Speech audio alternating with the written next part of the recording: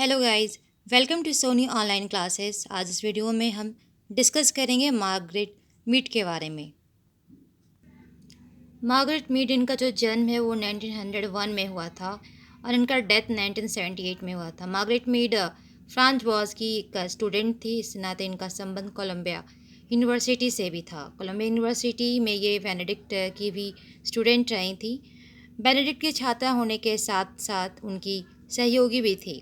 Margaret Mead Benedict की मनोवैज्ञानिक समस्याओं के अध्ययन में सहयोगी रहने के साथ साथ उनकी कविता रचना में भी सहयोगी रही हैं।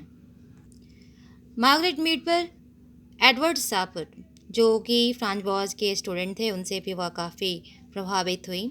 मार्गरेट मीड में कोलंबिया यूनिवर्सिटी में प्रवेश किया। इन्होंने कहाँ एडमिशन लिया? कोलंबिया यूनिवर्सिटी में। तब उस समय ब्रिटिश एंथ्रोपोलॉजिस्ट रेडक्लिफ ब्राउन और उनके समर्थक संस्कृति के अध्ययन को समाप्त करने की कोशिश कर रहे थे। वे एंथ्रोपोलॉजी की एक अलग स्थापना करना चाह रहे थे, जिसका संबंध सामाजिक संस्थाओं के आधार पर सामाजिक रचना या सामाजिक संगठन का अध्ययन करना था।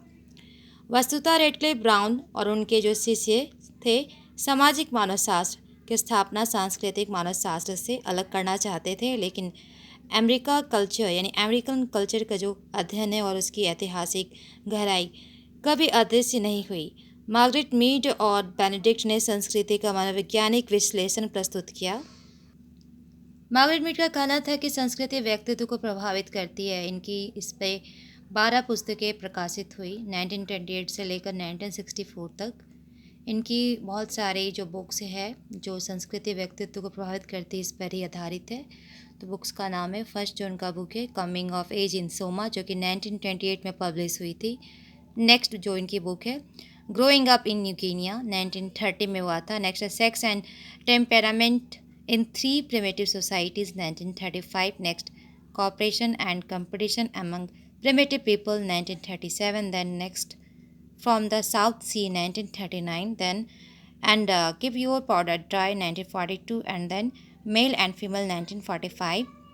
Then Growth of Culture, 1951. Then The Study of Culture, 1953. Next Pattern of Culture, Technical Change, 1955.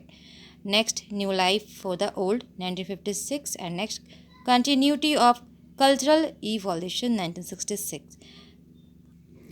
Margaret Mead की पहली पुस्तक जो 1928 में पब्लिश हुई थी, इस पुस्तक का नाम coming of age in Samoa है। इस पुस्तक में मीड ने इस प्रश्न का उत्तर देने का प्रयास किया है कि पश्चिम संस्कृतियों के सेवन जनजातियों की किशोरावस्था मनोवैज्ञानिक ढंग से तनाव की अवस्था नहीं होती है।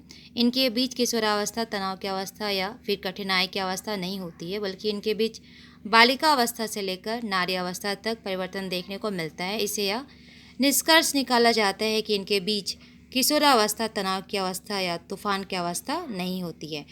नेक्स्ट जो इनकी बुक है growing up in New Guinea, जो कि 1930 में पब्लिश हुई थी। इस पुस्तक में न्यू गिनिया के मानव जनजातियों के शिशुओं के सामाजिकरण से संबंधित है। इस पुस्तक में उन प्रक्रियाओं का वर्णन है जिसके माध्यम से मानव जनजातियों के बच्चे अपनी संस्कृतियों को सीखते हैं, उसको एडप्ट करते हैं, अपने संस्कृतियों को ग्रहण करते हैं। दूसरे शब्दों में कह सकते हैं कि इस पुस्तक का संबंध सामाजिक प्रक्रियाओं से है। इसके द्वारा मानव जनजाति के जो बच्चे हैं बाल्यावस्था से किशोरावस्था में प्रवेश करते हैं। दरअसल में इस पुस्तक में मानव जनजातियों के बच्चों के व्यक्तित्व के विकास में संस्कृति का शिक्षाप्रद भूमिका का वर्णन मिलता है जब आप ये बुक पढ़ेंगे तो। थर्ड जो इनकी बुक थी, ये बुक का नाम था sex and temperament in 3 primitive societies. इस पुस्तक में मीड ने व्यक्तित्व निर्माण में संस्कृति के प्रभाव का वर्णन किया है। यौन व्यवहार के ऊपर भी उन्होंने संस्कृति के प्रभाव का वर्णन किया है। मीड ने इस पुस्तक में यह दर्शाने का प्रयास किया है कि किस प्रकार एक समाज में एक समान संस्कृति में अंतर के कारण व्यक्तित्व में अंतर पाया जाता है। मीड ने अपनी इस पुस्तक में 3 सांस्कृतिक समूह को केंद्रित किया है, और ये 3 जो सांस्कृतिक है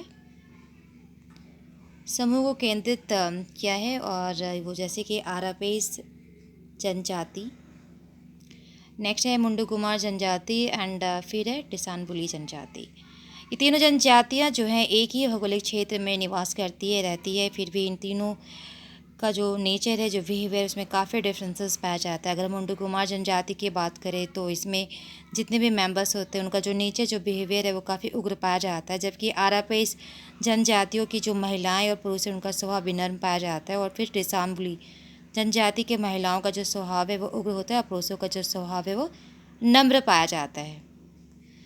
इसका कारण यह है कि इनका सामाजिक स्वरूप मातृसत्तात्मक होता है। स्त्रियों को यह आज़ादी प्राप्त है कि वह मनचाहे वर का चुनाव कर सकती है, मनचाहे विवाह कर सकती है, एक अधिक विवाह कर सकती है, पति परिवर्तन कर सकती है, एक से अधिक पतियों के साथ साथ साथ रह सकती है। ये सारे एग्जाम्पल्स हैं।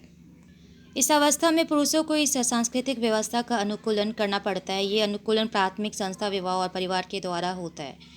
घर में जो हस्बैंड होते हैं उनकी जगह वाइफ मालकिन होती है। घर का सारा काम काज पति को करना पड़ता है। जैसे घर में वो साफ़ सफाई करेंगे, झाड़ू लगाएंगे, बर्तन साफ़ करेंगे, पोछा लगाएंगे, कपड़ा वॉश करेंगे, खाना बनाएंगे, यहाँ तक कि बच्चों की देख रेख करना, उन्हें संभालना इत्यादि सभी कामों को पति को करना पड़ता है। और जो घर की महिलाएं होती हैं, जो स्त्रियाँ होती हैं, वो सज संवर कर अपने फ्रेंड के साथ घूमने चली जाती है, गॉसिप करती हैं और देर रात या लेट से घर लौट कर आती है और काम टाइम पे नहीं होता है तो अपने हस्बैंड से फिर फाइट करना स्टार्ट कर देती हैं, उन्हें क्रिटिसाइज़ करती हैं। इस तरह से पत्नी का जो नेचर है, स्त्रियों का जो नेचर है वो काफ़ी उग्र हो जाता है।